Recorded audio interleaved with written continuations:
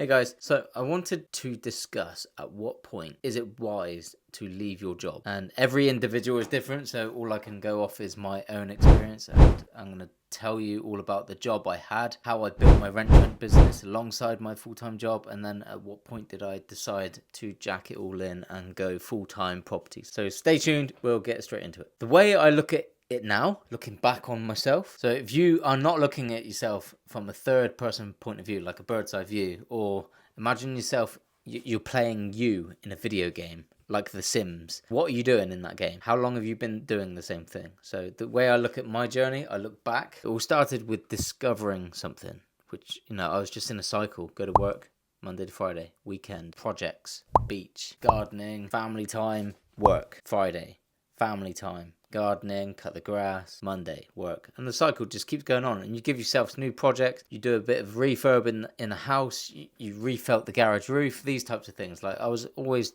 projects, Monday to Friday work, and it was cool. I enjoyed my lifestyle. It was all right. I just thought that was it. I thought the other side where successful people lie is they come up with an amazing idea. It's like, no, don't reinvent the wheel. Just do what works to become successful. But with my old mindset, I was just thinking that rich people, they either inherited a lot of money to then go and start a business, or they inherited a business, or they inherited property. It was mainly inheritance, or they got lucky. There was no in between. Then I actually discovered, by the off chance, like property on YouTube, and I looked into it and found out you can get started with as little as £5,000. So at the time we were looking at possibly JVing with my wife's dad on a buy to let. And this is how the Facebook and YouTube algorithm chucked everything property in front of my face. And then I come across this kind of strategy where you can get started in property with less than £5,000. So that captured my attention because I was looking at property anyway. Anyway, in a nutshell, definitely caught my attention. Went on a few courses, but then it all started. It's not just starting a business. It's comfort zones, mindset, discipline. It's not just start a business. It's all this bunch of stuff. It's alright, I didn't want that other keyboard anyway. That needed replacing. 100%. You're not in property if you haven't read this book. This is a game changer. And absolutely, if you're doing rent to rent, this book, go for no. Because rent to rent is a numbers game. I say it all the time. I made 244 phone calls before I got my first deal. Go for no severely helped me with dealing with the amount of rejection. Think and Grow Rich, another great book. Deal sourcing, compliance books. Because I looked at deal sourcing, didn't go down the deal sourcing route. No idea what book that is. Never intend on reading it. One of my favourite books is, I don't know where it is, I think I lent it out, is Secrets of the Millionaire Mind. That changed my mindset forever. Definitely read that book. So, yeah, you start going down the self-development journey and you start reading these books if you're getting started in property, and it really opens up your mind. And then it opens up the road to self-development. It's not just stuck in a cycle of go to work, weekend, go to work, weekend. You get hooked on building your knowledge and building your avatar. Like, the way I look at myself now is I'm a Sims. Nearly knocked the glass over. I'm a Sims character. It's like, what am I working on? What attributes am I working on? If you wanted a promotion in the old game, The Sims, you'd have to do stuff. You could go to the gym. You'd see your stats go up, like endurance, fitness, muscle. You need to be treating yourself like an avatar and working on your attributes. Everything, if you're stuck in that cycle, everything's pretty much rock bottom. You got yourself to a certain level to get to the job you want, and then you're stagnating. Like, as an avatar, you might be happy, absolutely fine. But in terms of a Sims game and your avatar, you're stagnating. And there's so many skill sets to your person. For me, I'm 100% or nothing. If I want to do something, I will give it 100%. And I absolutely love self-development now in every avenue. I'm like, okay, what do I think my stat level is? Do I need to increase it? How do I increase it? So a bit off topic there, but self-development, if you're looking at property, your mindset is going to shift. Your goals will shift. Self-development is a massive thing about it because the amount of discipline you need to get these deals is insane. But it's so worth it. It's so worth it. So then I discovered Rent2Rent. Went for it, took on a mentorship, secured 3 deals. I'm really wrapping it up now, really, in a nutshell. Secured 3 HMOs, stayed in my full-time job. This is all alongside my full-time job. I was an engineer on the shop floor at the time of building my rent-to-rent portfolio. I was on shift, so I'd be leaving the house at 5:15, 5:20 most days, sometimes 5:30, 5:20, like really pushing it on time. And I timed it to perfection. I'd be clocking in at the clocking machine. So it's like a rotary gate. You'd swipe your card, rotary gate, and then you'd have to run if you're really pushing it on time to the clocking machine to then clock in. And that's it. You'd start your day. So that's 6 till 2 on one week. And then the following week, it would be clock in at 2 p.m. and you'd stay in work until 10 p.m. So then you'd clock out at 10. Everyone's in a massive march. Some people actually run like to the car park. And I'm just like, why are you running? Why are you running? Why are you running? To go home, to go sleep. Like you're in a race to go home, to go sleep. I never understood the rush because there's no traffic. You're not beating the traffic rush. You're literally racing home. And it would be the same people every night, like absolute racing, running up the road to get out the gate.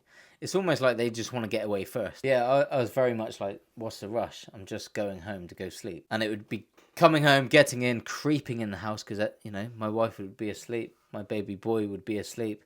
So I'd have to be absolutely silent. So creeping out of the house one week and then creeping back in the house the next week was very much a driving force to me to escape. And if you look at yourself as a video game, it's pretty sad. By the time you get home, everyone's asleep. And actually, by the time you've left for work, when they wake up, you're already gone. Anyway, by this point, I had secured 3 HMOs, which completely replaced my income. £2,500 in my job, £2,500 from 3 HMOs. So straight away, I'm like, wow, like it took me years to build up to the job to earn £2,500 take home.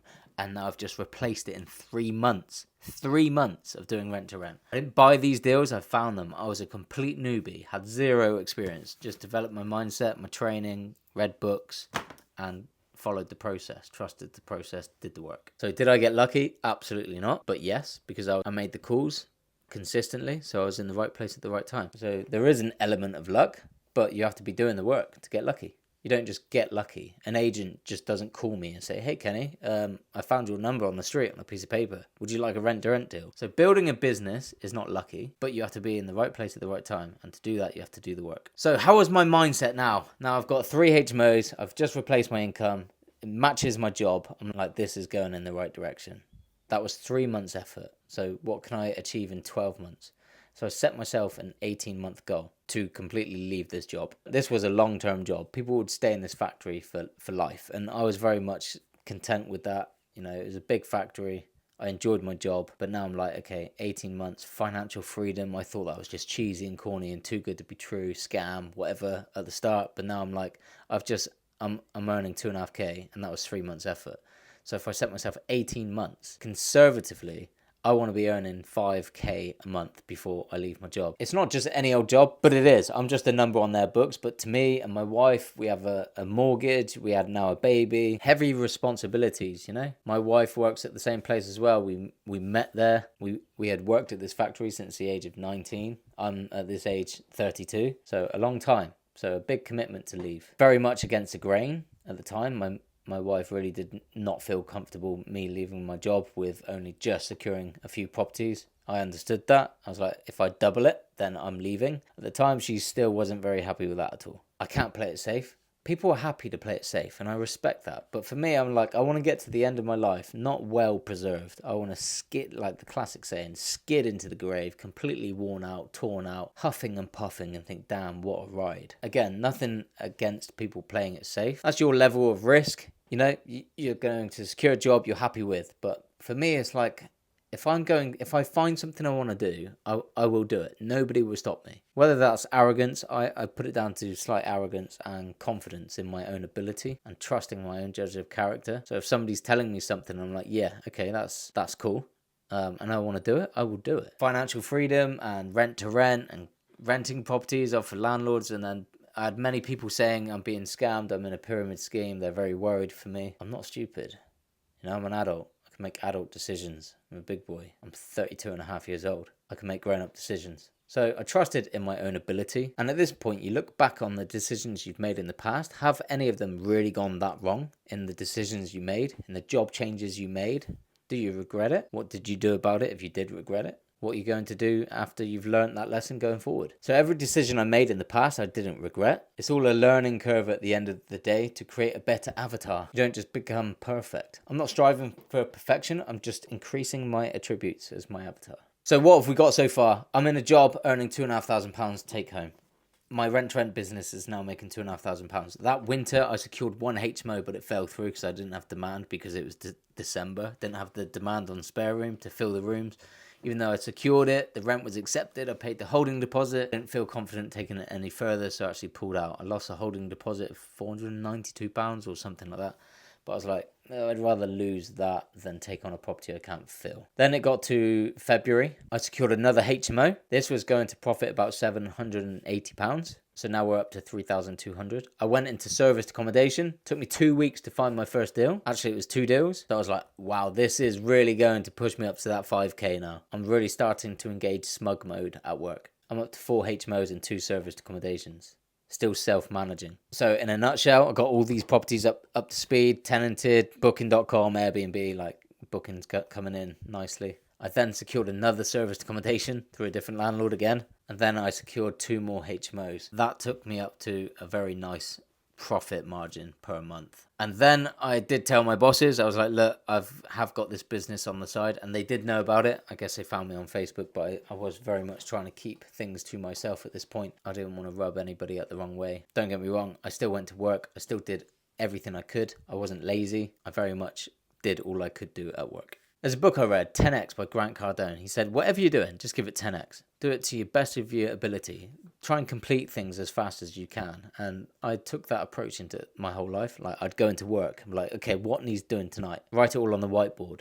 Absolutely smash it out. Might take me 3-4 hours, but just get it done. And you feel good by the end of it. So that's another book I recommend, 10X by Grant Cardone. So yeah, it got to the Christmas period.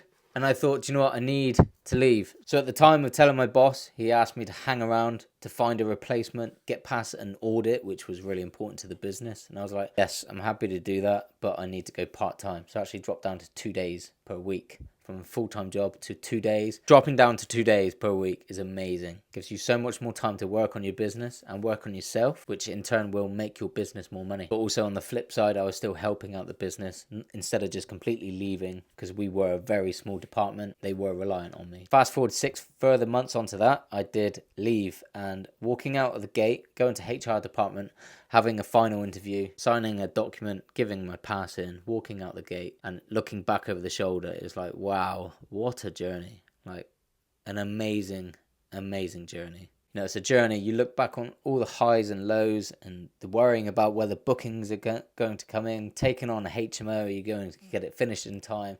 Is your rent-free period going to run out? Like, it's at that moment of walking out of work for the very last time and looking back and think, wow, like, what a journey. And then you really do engage smug mode, like, I'm free, like, literally free.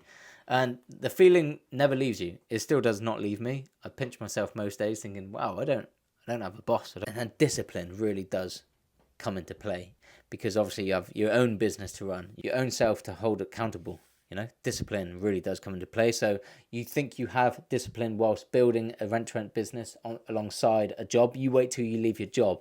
That is when you really need to hold yourself accountable to push your business to the next level. So rent-to-rent is an incredible strategy for leaving your job and becoming financially free. It's an incredible journey. I was in this factory from the age of 19 to 32 and a half. But don't let anybody put you off. If you're going to do something and you trust yourself, just do it. Don't listen to the opinions of others. Get a mentor, because they will pull you to success. If you're doing this on your own, it's a lot harder. If you're relying on friends and family to give you encouragement, they can't, because they haven't got the advice of building a business to pass on to you. They don't know about discipline. Are they growing their attributes? So I hope this video helps you guys. The journey to leaving your job is so worth it. Stick with it, do the work, and your future self will thank you so much.